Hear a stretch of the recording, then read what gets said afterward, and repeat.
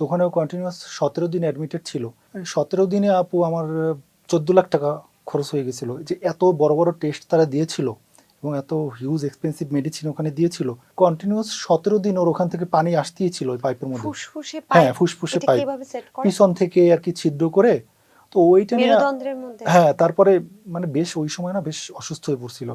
তো অনেকে ভাবছিল যে ওই শেষ, আর দেশে আনা মানে জীবিত অবস্থায় আসবে কিনা, আমাদের রিলেটিভের মধ্যে অনেকে এরকম বলছিল।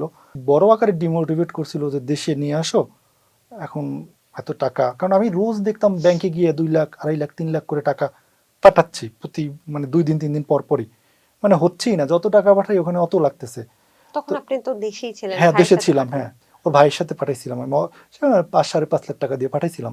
তখনকার অত টাকা যে লাগবে ওই সময় তো আমি বুঝি নাই, কিন্তু পরে ওখানে এডমিশন নেওয়ার পরে বিভিন্ন বড় বড় টেস্ট এবং হাই কোয়ালিটি এবং এক্সপেন্সিভ মেডিসিন তারা দিতেছিল পানিটা বন্ধ করার জন্য।